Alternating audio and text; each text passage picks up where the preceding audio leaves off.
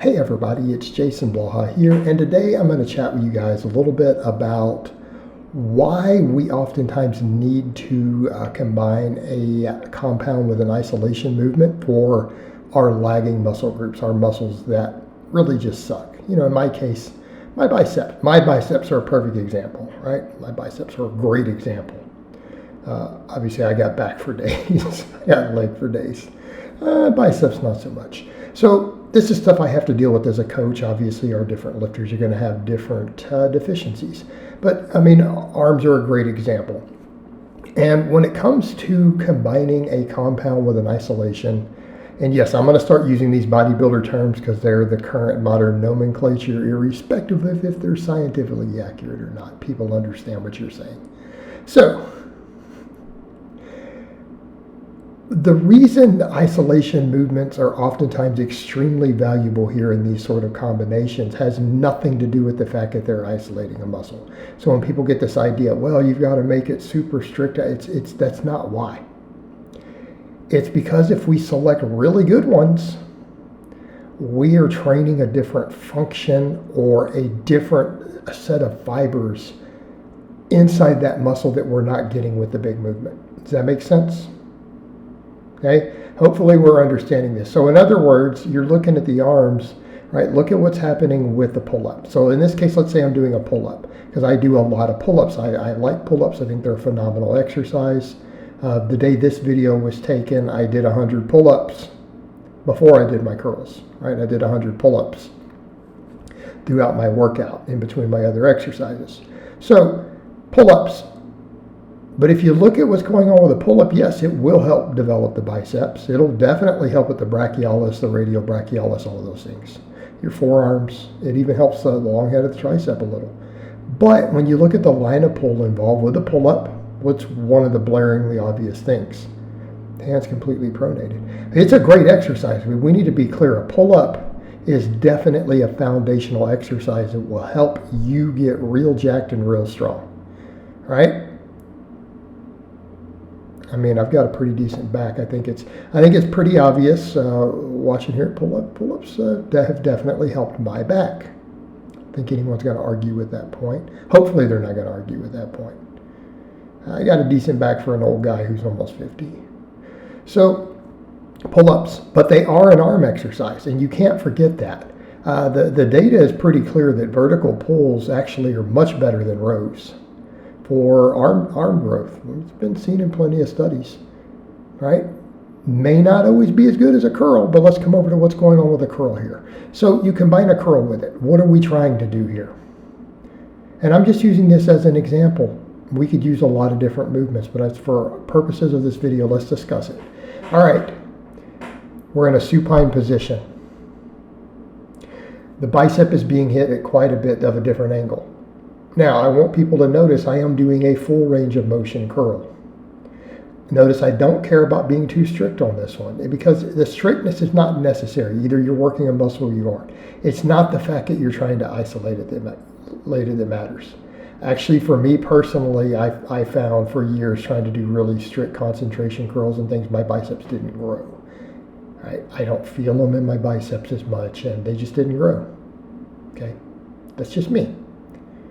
People can argue about that, but years ago I used to show me doing some of that stuff on camera, and people are like, "Oh yeah, you are doing those really strict. Those are really pretty." Didn't do much for me. But I digress over to the point.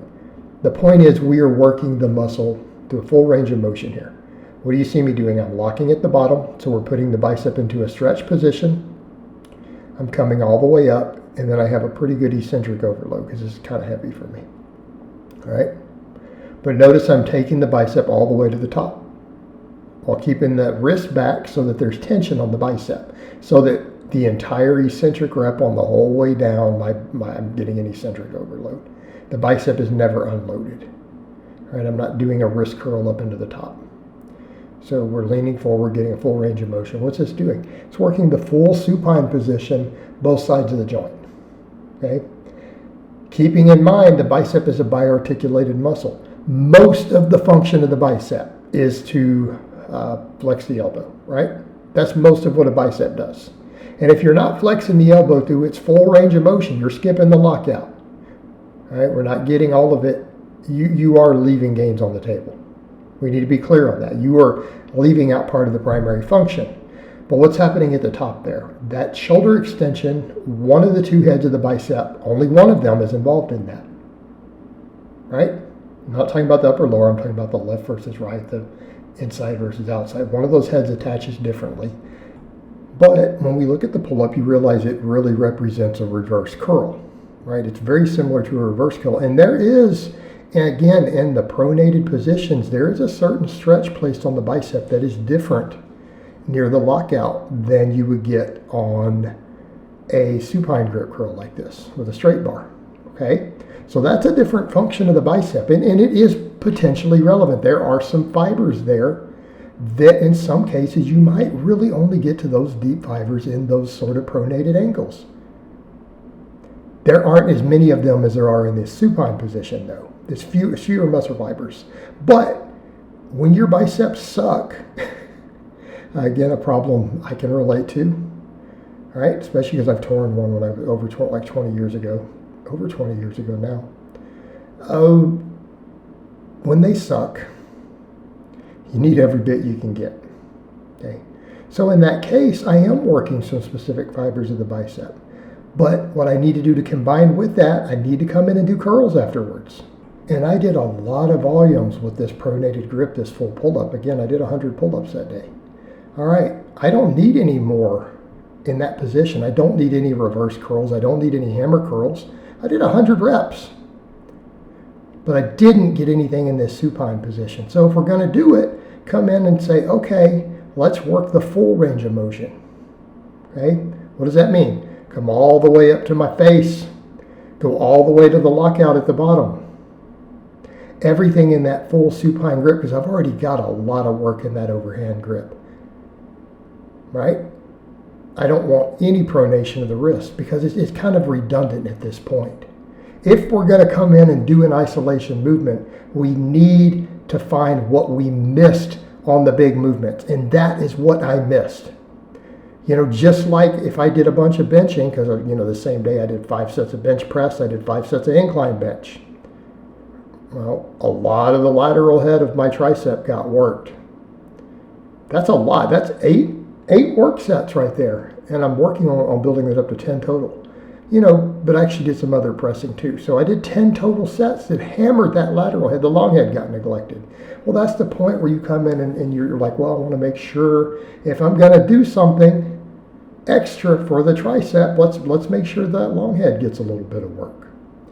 That is how you should think about isolation movements. We build most of our muscle with these big exercises. But those small movements let us work other angles to get to muscle fibers that got understimulated on the big movements so that we can get bigger. We bring up our weak links.